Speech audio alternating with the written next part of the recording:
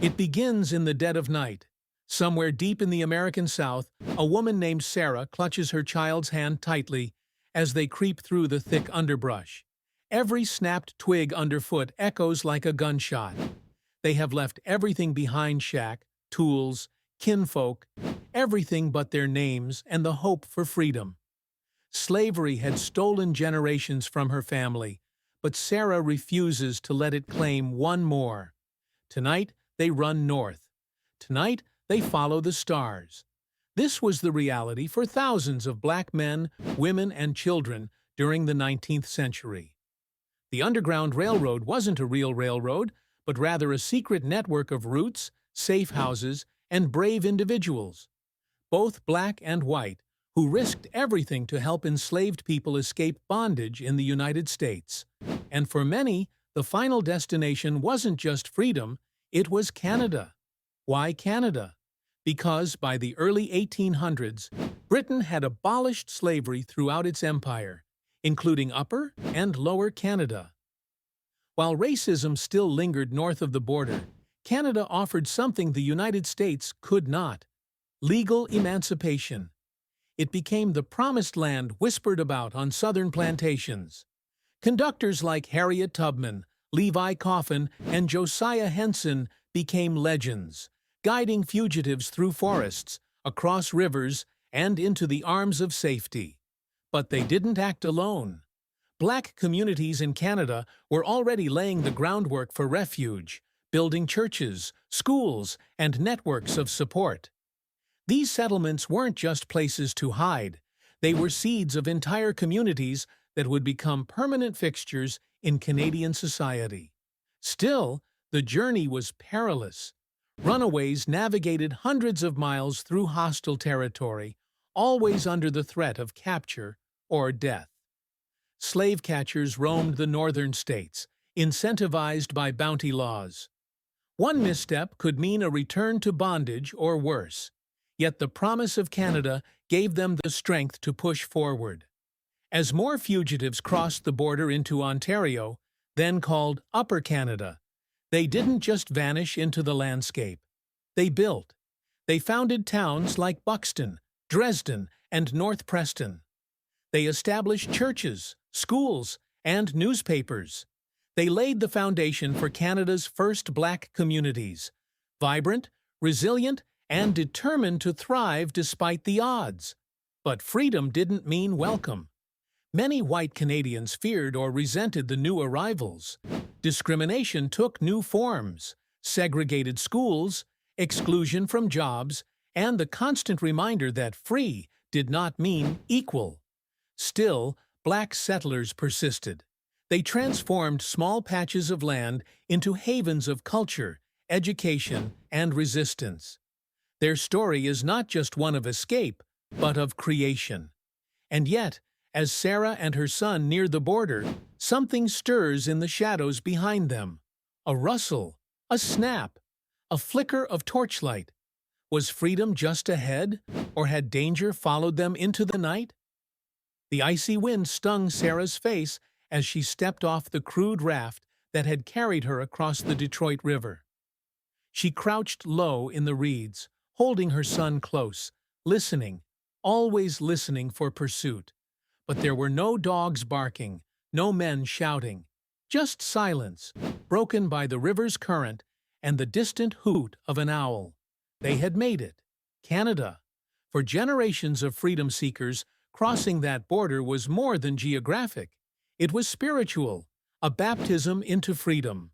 But what lay ahead was far from a utopia.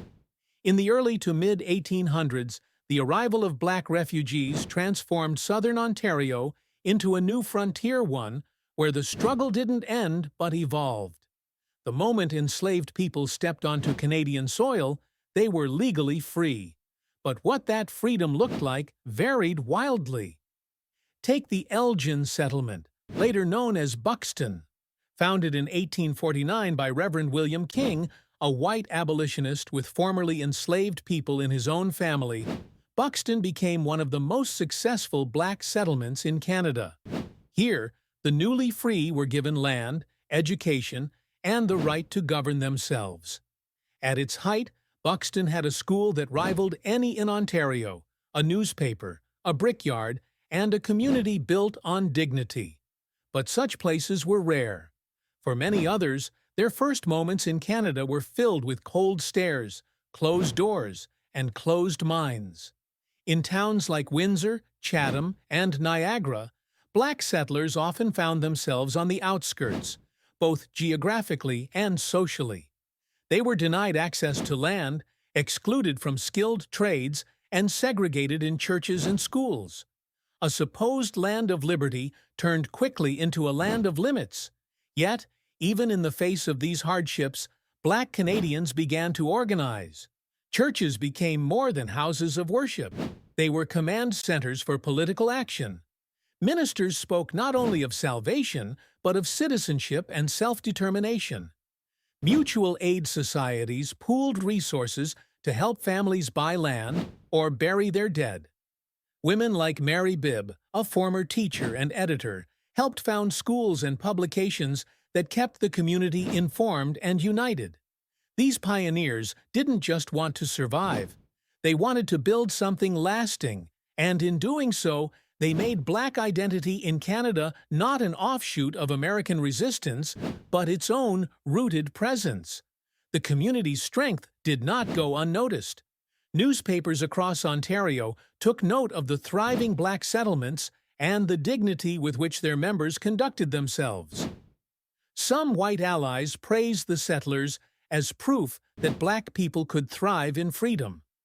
Others, however, saw these achievements as a threat, a challenge to the racial hierarchy they clung to. And so, a new battle began, not against chains, but against prejudice.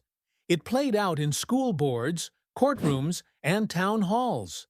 Black Canadians were free, yes, but far from equal.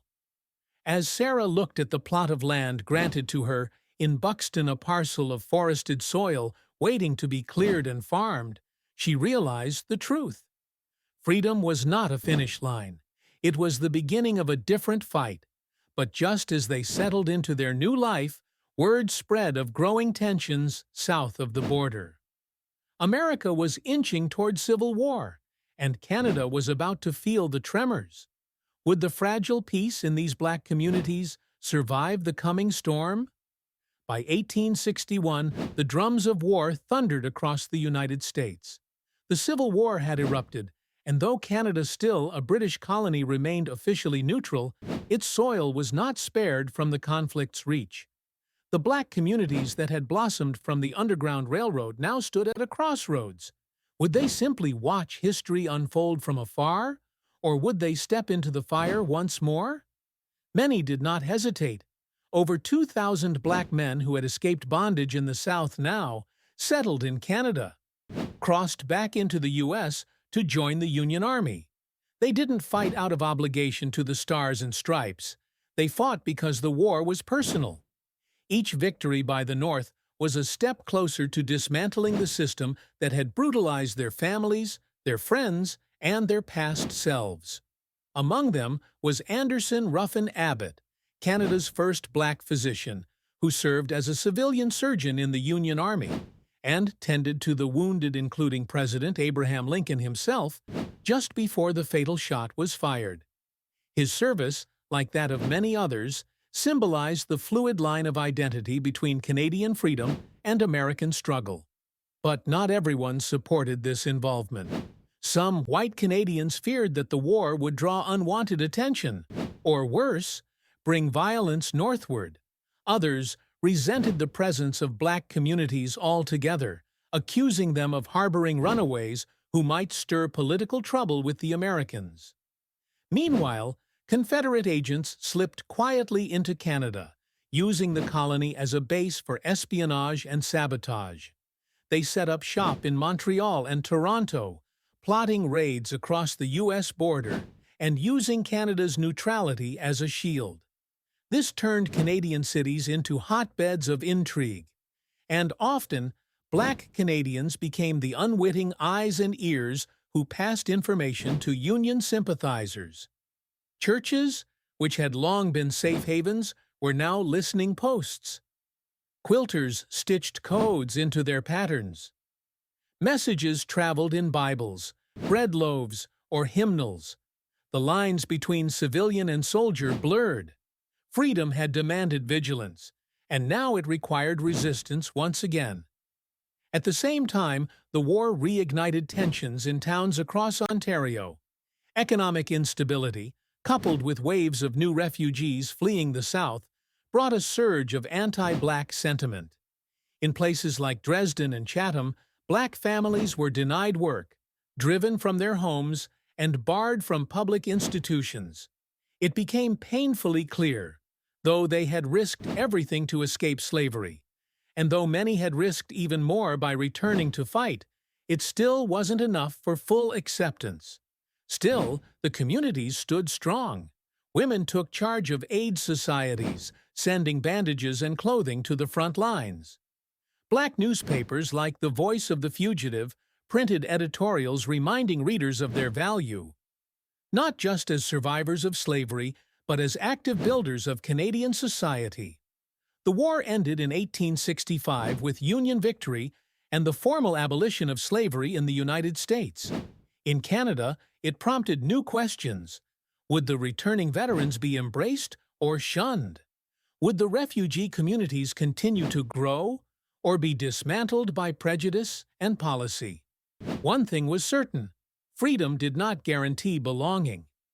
As peace settled uneasily across North America, Black Canadians faced a new frontier, not of forests or farmland, but of memory and legacy.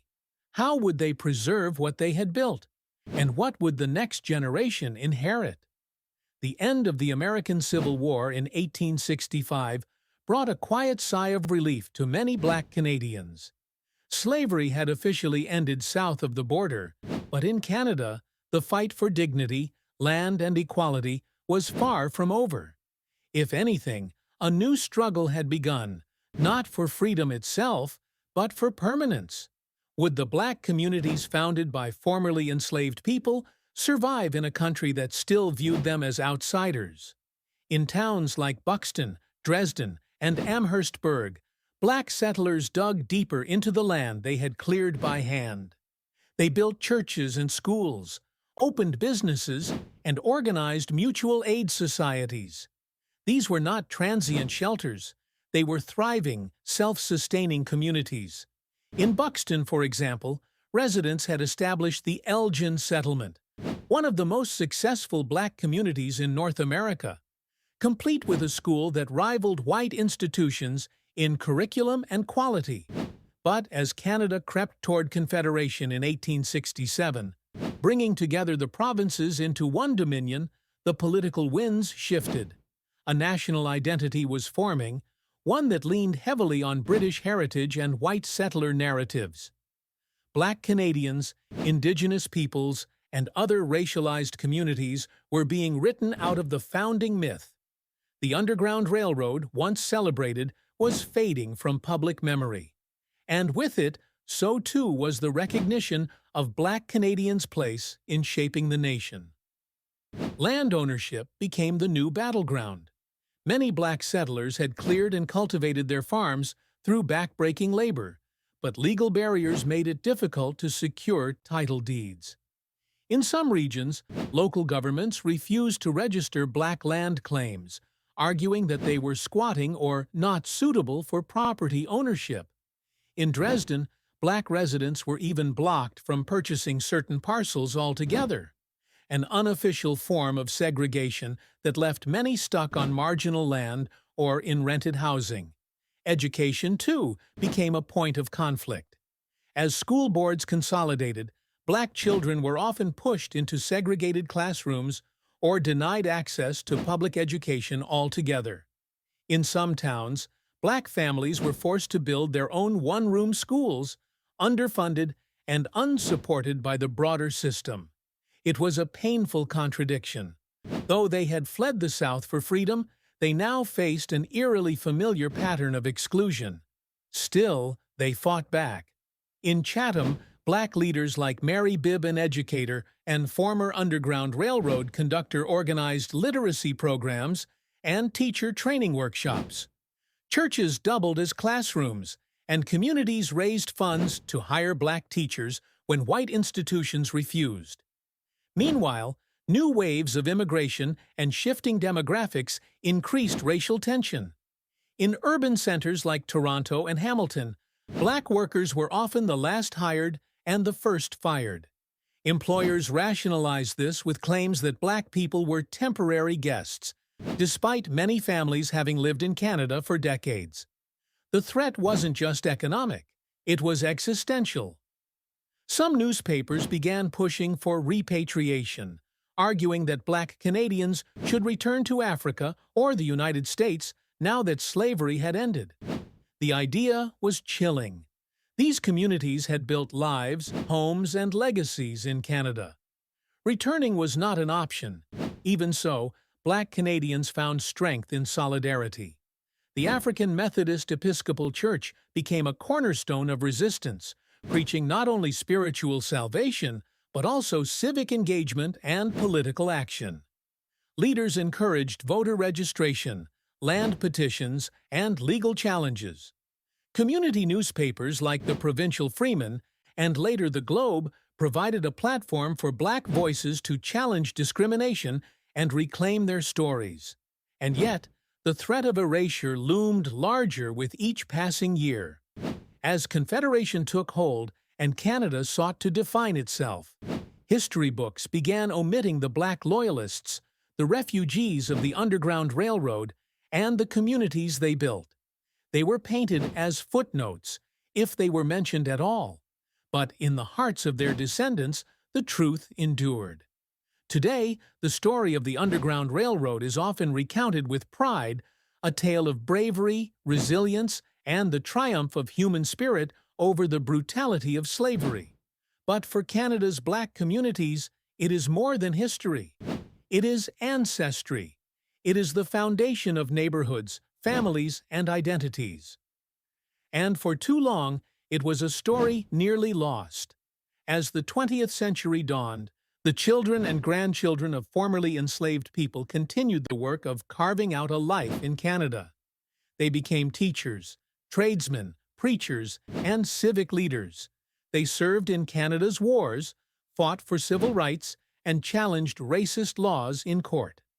But recognition was slow. Outside their own communities, few Canadians were aware or willing to acknowledge what black settlers had sacrificed and built.